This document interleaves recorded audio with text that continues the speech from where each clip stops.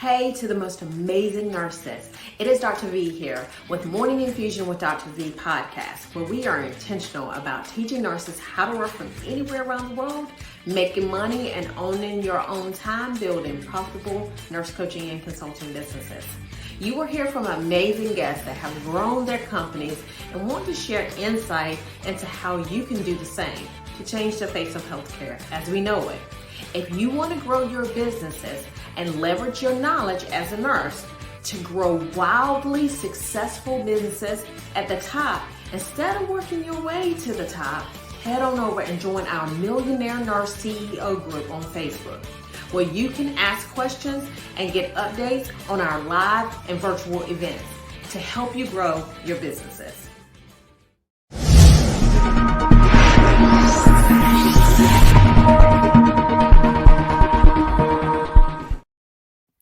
So welcome. So tonight we have Dr. Payne, and it was Dr. Payne Nestor, but That's right. So tell us a little bit about you and just give us a brief bio of who you are. Okay. Well, hi everybody. Thank you. Thank you so much. I have to applaud my gorgeous, beautiful host for inviting me to this platform and to speak to all of you, because there's nothing better than a bunch of people who love healthcare and healthcare as well as business. So I'm Dr. Payne. I am a chiropractor. I am also integrative medicine or functional medicine practitioner, and I am an autism mom and advocate, and I practice in Miami, Florida. Sweet. So before we got on here, you told me something super funny. So you said that your husband and your husband's brother, Yeah, y'all are all chiropractors, right? that's true. That's And true. so y'all are on the same street. And so you wanted to change, instead of using Dr. Nestor, because it would be all Dr. Nestors, you wanted to be Dr. Payne. So tell me about that and how your husband reacted to that. Well, he didn't react very well, but you have to admit, so I am Dr. Payne Nestor. And if you were to call and say Dr. Nestor, or you say Dr. Payne, I'm going to answer to any of it. But my husband, when he calls the clinic, he's going to ask for a Dr. Nestor. So I was just letting you know that he's a little sensitive about that. But come on, Payne, Payne just works. You know what I mean? Under a marketing a marketing perspective, you have to admit, you would probably keep that name if he had that as a last name, right? So I'm Mrs. Nestor, but you can call me Dr. Payne. He was a little sensitive about that. I love it. So we always go back to the initial, whenever you started, before you became Dr. Payne, Dr. Nestor. So before all of this, what made you want to go to school to be a chiropractor? Oh man, I love being a chiropractor, and my earliest thoughts of it. My mom, I'm actually the youngest of 5 kids. It's like when you're the youngest of 5 kids, you got 5 moms and dads, right? I have 2 brothers, and then I have 2 sisters, and they're your moms and dads too. But my mother was a young mom, an active mom. She played tennis, she did things with us, she played with us, y'all. She was just, still the best mom ever. And I remember she got hurt, and she got hurt at work really bad, to where she needed back surgery. And back then in the 80s, I'm dating myself, there's not many options for pain. They would give you narcotics, and they gave it to you without any restraint back then, And my mom was like, I can't take this. I got little kids. And they were like, well, you do this, you do the surgery, or you go see one of those chiropractor people. And so chiropractors weren't covered by insurance. My mom had to self-pay. And I remember when it was time for her, when she could treat herself to go to the chiropractor, me and my sister went. And I thought it was so cool, someone who could help you with their hands, and you would come out better instantly. And that was my first memory of a chiropractor. But honestly, I was pre-dentistry for a while, and God is good that way. So the chiropractic school sent the minority business recruiter, minority leader out to our school and talked to and they offered us food. First of all, they offered all pre-med and pre-dental students dinner. And if you guys remember being in college, you do anything for a free plate, right? So we were like, sure, is this chiropractic school going to feed us for free? And then I remember him saying, listen, This is a great alternative, especially those of you who want to be moms, because you're going to, pretty much make the equivalent the first few years. He didn't disclose that that's it after the first few years, but you're going to make the equivalent the first few years, but you're going to be able to go home at night. You're not going to have to answer your pager. You're going to be able to be home for holidays and Christmas, and you're going to be there for your family, and you're not going to be missing on field trips. I was like, you know what? I remember I wanted to be a chiropractor, right? And so right then and there, that based off my original belief, I switched majors. It was right around, I was about to graduate anyway from undergrad. And I was studying for the MCAT, and I switched to go to chiropractic school. Gotcha. It's interesting because I used to not believe in chiropractic. Yeah, you told me. Yeah. And and I had this I was dating this guy at one point in time, and the guy had, his hand was complete, like it was splotchy, right? You could tell that there was abnormal blood flow to the hand.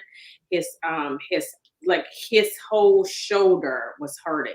And I remember, him he actually came to the ER, tried to fix it. They gave him some Dilaudid. It didn't fix it, right? Because that's what they do. They give you medications to cover it, right? And so he kept, it didn't work. And then all of a sudden he went to the chiropractor, and when he came out of there, his hand was no longer splotchy. Wow. And his pain was gone. And I said, oh, well, there's something to this. And I knew that I needed to see that. And so, there have been a couple of times where I've had some back pain, and I have went to the chiropractor as well, because, you don't want to always treat it with a bunch of medications, right? That's true. Yeah. And that's crazy.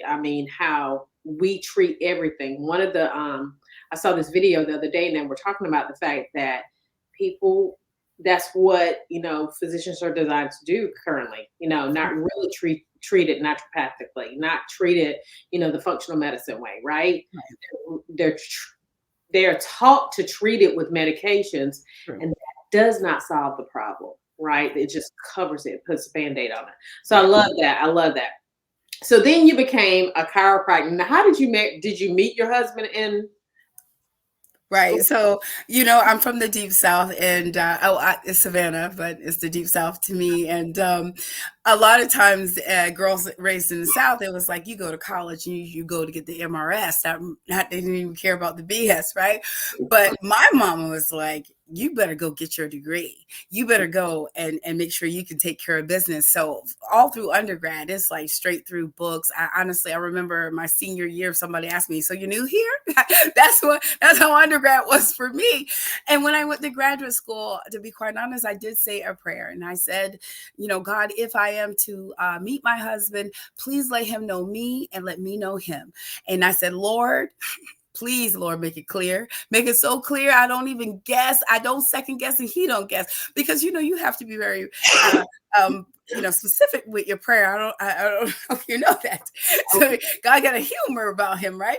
So I did have that prayer, and by the end of, we were in the quarter system by then. By the end or towards the end of our second quarter, I actually met my husband. Like I've seen him around, but I met him. So yeah. And we both were like head over heels, fire and desire, the corny stuff you hear about in songs and music. Exactly. Like, so we both knew this was different. And I think we were maybe 2 weeks into 2 months, we both, and he was like, you're going to be my wife. Why are you acting this way? And so I was like, okay. So that's how it happened. But it's interesting that you say that, and we'll talk on another day about praying in specifics, because that's how I found my husband as well. Wow. And let me tell you something. That is a whole thing. It is. You got to pray in specifics. It was so detailed, my friend. We don't have time for me to make my list, but it was, and I'm not sure where I got that from. It's not like my parents were overly religious, but we are believers. But I literally prayed that prayer, and God made it happen. All the things that I asked for, to the detail, and then the things that I did not. So that's why. I told Love you. it. I love it. And it's important, right? Because then you know if God has sent him. Yeah. Because at the time that I met my husband, just a short piece of it, God sent two men. Oh, well, he didn't send two men. I just chose two men, right? Right. And so they one, I said, Lord, let him have a job. Well, the one guy didn't have a job. So I was like, Right. Lord, is this one for me? He was like, nah, you asked me for somebody with a job, didn't you? And And he delivers. he delivered. Yes. He Exactly what delivers. Yeah. He does. Yeah. definitely that for sure. So let's talk about your let's talk about after you started. So how many children do you have? You have three. Oh, I have 3 boys. In fact, I'm grateful that Lord is keeping and helping me with the prayer that they'll stay peaceful while we talk. So I have 3 boys, and my oldest is 18. And then I have a middle child who will be turning 15. Can you believe it? Oh my goodness. And then I have my baby who's 12, and it's my oldest and my youngest who have autism. Okay, Yeah. okay. Now tell me about how did you find out that he had autism? Like what were Yeah. some of the first signs? Well, you guys remember those baby books, right? When you would have the developmental milestone and you were checking it off, or you remember what to expect while you're expecting, right? Yeah, I'm a nerd. I'm a nerd in all things. So, of course, I had my books, right? And then when my son was born, of course, you guys know when you have your child and your firstborn, especially, you're like, this is the most perfect baby in the world. Thank you, God. I can't believe how amazing this child is, right? But also in his amazingness, in his glory, he was still not like meeting certain milestones. He didn't turn over when he was supposed to turn over. He didn't hold his bottle absolutely like my friend's child did, meaning we had our kids, like, over planners do. They have over planner friends. So we planned all our children around the same time. And within 4 months, 6 months, and 5 months apart are all our babies. So you can imagine where our babies are meeting the milestones around the same time. But my son always had this delay. And it was about his 9th month that it was no longer a little bit.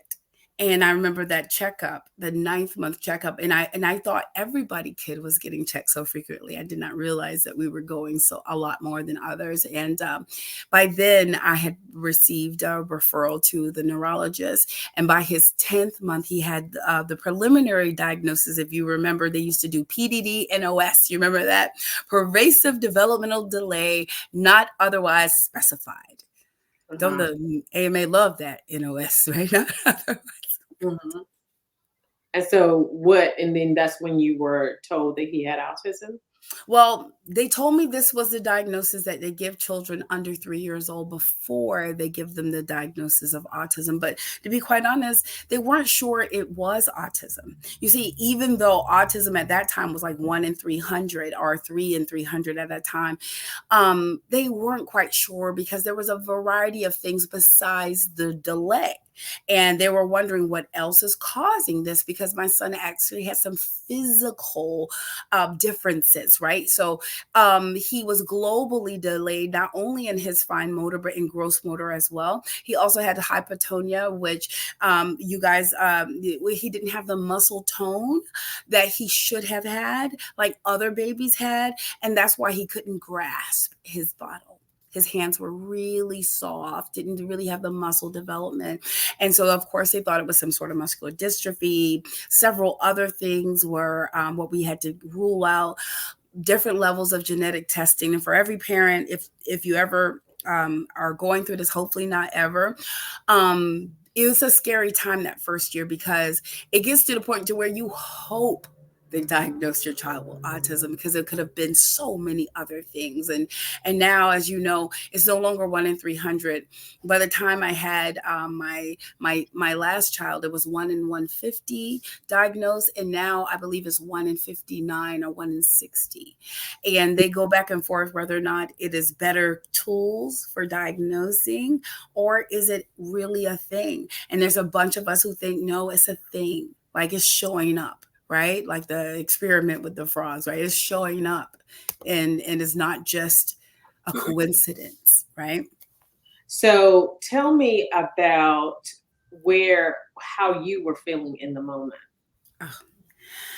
It's like you do go through a mourning process. So a lot of parents mourn the life they thought that their child would have. And then you do have a part of it of mourning the life that you thought you would have, right? So there's a whole process of for me, deep, deep, deep sadness. Although if you were to scroll back and look at pictures of me, it would be the person smiling and the person happy. And we learned, of course, in healthcare, just because someone seems well does not necessarily mean that they were well. I was deeply sad. I was so sad that I didn't talk about it at all, because if I mentioned it, I will break. I would cry. I would feel like I couldn't get off the floor low. Like sometimes you're so low that you're functional, but you feel like if one more thing, you're not going to be functional. That's where I was. Wow, Yeah. wow, wow. And so, at what point did you decide, okay, I'm going to accept this? I'm going, it's at like what age? It's hard to say because, of course, when your child's younger, which mine was at the time, doing for them, caring for them is the same as your peers, right? My son's a little kid and I'm holding his bottle. Okay. I'm changing him. Okay. But as your child becomes maybe a toddler, and then, moving around, and an adolescent is no longer, people don't they do stare if I'm feeding my 18-year-old son, right? And so what got me off the floor, honestly, were other moms, other parents. It wasn't the books. Even I'm a reader, so I'm going to research and read, right? I know people Google like crazy. Google wasn't as big then as it is now. So I'm more of a get the book type of girl, and do the darn thing and roll up my sleeve. But I remember hearing a lot of celebrity stories, and some of these stories will make you feel inadequate because, oh, Jenny McCarthy did this, and Holly Robinson Peake kid is that, and you're like, but maybe I'm not a super mom to make my kid better. And so some of these stories make you think that there's something you need to do to make your kid better. So you got a lot of guilt, a lot of shame, a lot of I'm not doing the stuff I need to make him better. And what helped me is that I was almost forced into like a group session that now I look back on it as probably more of a therapy session, but it wasn't presented to me that way. It was presented, these are the Center of Autism and Related Disorder Group, and the parents are meeting, and we think it's important that we pull people from everywhere. And would you please meet with this group? And I remember thinking, I am not going. And my husband made me. I said, well, I can't leave him. And my husband's like, I'll come off work early. And I didn't know why everybody wanted me to go to this group. And I guess they saw me white knuckling through life. I thought I was holding up pretty good. And I didn't even want to get out of the parking lot at all, because sometimes you can have grief that's so overwhelming, or you feel that your pain is so big that even sharing it would hurt. So I didn't want to go, and it was God again who probably emptied me out my car and made me go. And I sat there for it was once a week for a certain, like 8 weeks. And the first couple of sessions, I sat there quiet, and I'm expecting to hear a bunch of moms sad and crying. And I didn't want to hear anybody else's sad. I got my own sad, but I didn't. I heard moms talking about going to the movies. I heard moms talking about taking their kids to dinner. I didn't know that we could still take our kids to dinner. We could still have fun. What do you mean you went to the movies? Like, aren't you sad every day? Shouldn't you be dedicating your life to taking care of this? And I didn't realize that my thoughts, what I envisioned that life that we would have, was an irrational one, and that some people are able to carve a chunk of normalcy out. And then I don't know, I guess I'm old school, and my parents are more like, suck it up, buttercup, and you can make it well. And it's not you, it's your child. And let's think more of what's going on with him than think of how it affects you. And I just heard the right thing at the right time, praise God. And that's what got me to looking for, making our life the best life possible. I didn't want to be the source, a sad source, and my kid think that he is the reason that mommy can't function, that mommy and daddy argue, or that mommy looks so tired. And I just refused to give him that mom. So Yeah. I love every bit of that. You Thank know, I have a nephew. And so when he was born, we didn't know what was going on with him. We Yeah. knew that would barely make it out of the he barely made it out of the NICU. Mm. Once he made it out of the NICU, his mom, he had to have a feeding tube, so he had a button, and so they fed him via that for years, Yeah. actually, and then he ended up having like she literally, and it's all about. I love how you sought the help, not knowing that you needed to seek the help, right? But giving him the mom that he needed. And Yeah. so that's kind of what my niece did. She was very intentional about giving him, nurturing him throughout this whole process, right? Yes. And so we were at our last Millionaire Nurse CEO conference, and I honor my mother. You know, part of my cohort, they get a gift, like a trophy, in honor of my mom's name, right? Oh, Because that's my mom awesome. passed away last year. And so I invite my family to it. And so he came, they came. And he is now a TikTok famous guy. Like he has a million That's followers. awesome. Yeah, he has a million followers on TikTok. I mean, Wow. he is just doing his thing. And so when they come on, it's her, she's a nurse too. So Mhm. it's, hey, this is Nurse Fee, and he's in the back seat saying, and your boy Amarion, right? You know what? I think I follow him. I really do. I think so. So it's like it's amazing how just your nurturing can have, even if they have autism, they can function at a certain level that you would have never thought that they could, once you said, well, okay, Yeah. I'm not going to be that mother, I'm going to be this mother. So I kudos to you for Oh, that. thank you so much. I have to say it's a process, and I don't try to judge other moms because it is hard, but sometimes everybody got a hard raising any child. My sisters got neurotypical kids and they're amazing. I love my nieces and nephews, but your heart don't hurt less when you're fearing for your child and their future, and of course the ability to make mistakes. A lot of special needs parents get caught up in a debate between severe and not severe, and number one, and autism 4 and 5. There's things now that people get in the silliest little arguments. Even at our special needs school, there's parents who, I don't want my kid with the other kid who's not as much as my kid, because see, my kid can read and talk, and I don't want him with those other ones because now.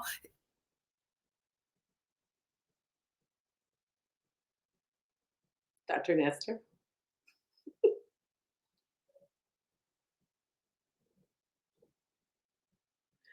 So I'm not sure where Dr. Nestor went, but I wanted to talk about the fact that I'm going to tell a little bit about her as it relates to, she has an annual gala. And in this annual gala, what she does is she has the ability, like they honor or they support autism. It's an autism charity. She's also a functional medicine doctor. So, functional medicine is where they try to find the root of the disease process instead of just treating it with medications and coming back with, these solutions that just put a band aid over things. And so, one of the things that you want to, you know, I feel like this is me after being in nursing for years and years and years and seeing those band-aids put over healthcare, over patients. Some things, you do need medications for, don't get me wrong. But when you, in addition to giving the medications, but also finding the root of the disease process, that's super, super important.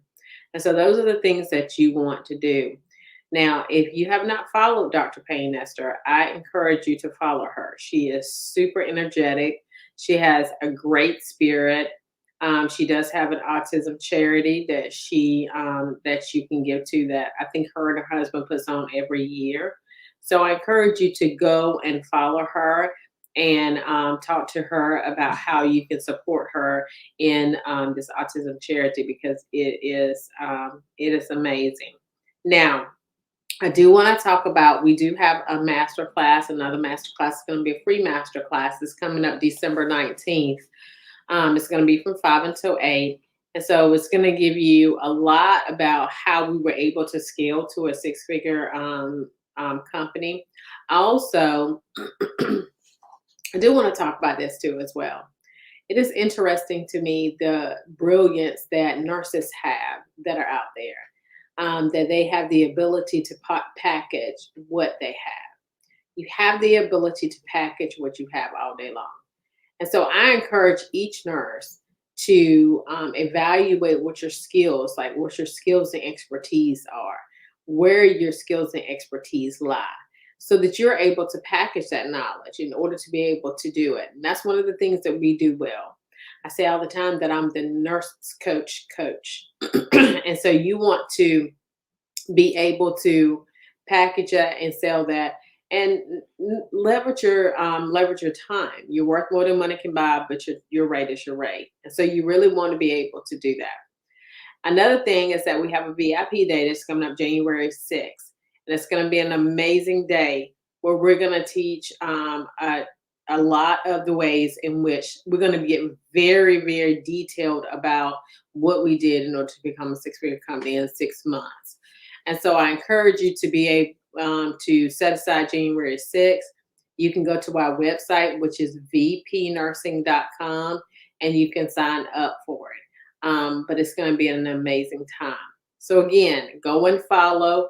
Number one, like and share this podcast. It's super, super important for us to get our ratings up, but it's also important for us to be able to help other nurses.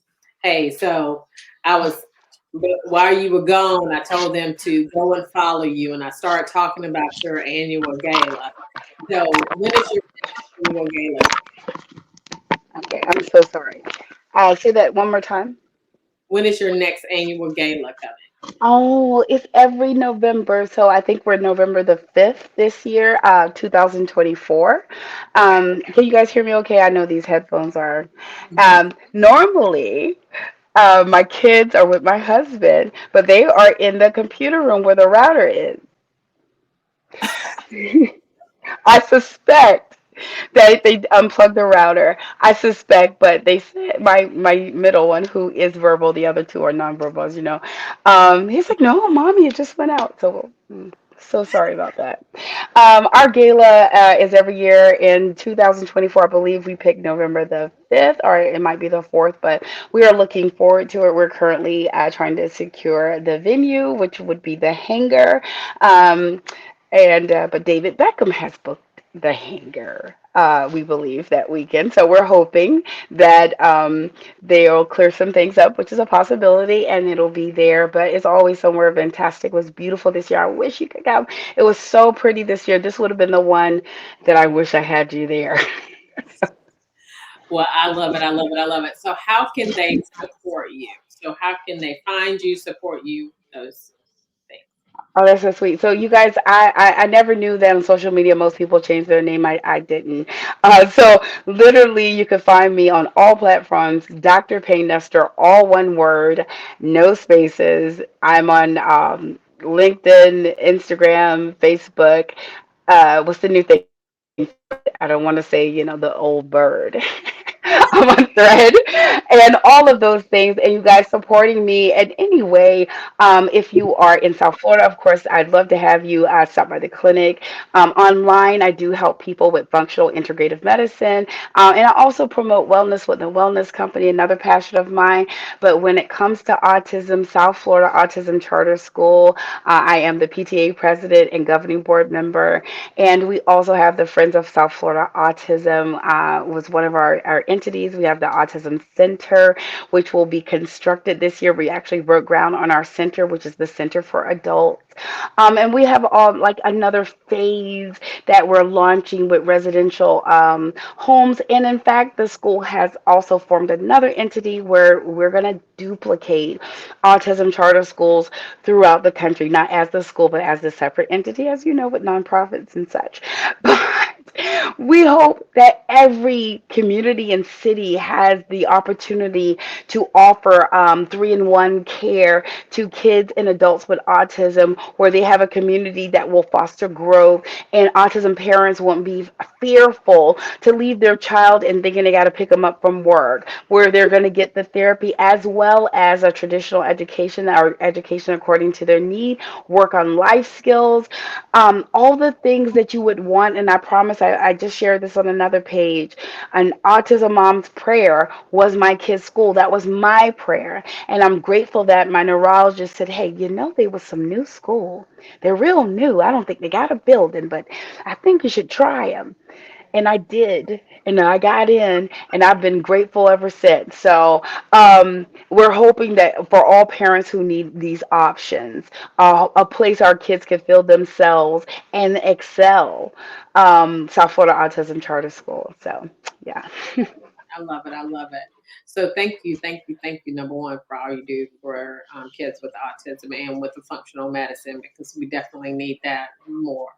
So you guys go and follow Dr. Payne Nestor. And we are done here for tonight. And you guys have a phenomenal rest of your day. Thank you. Bye-bye. Thank you.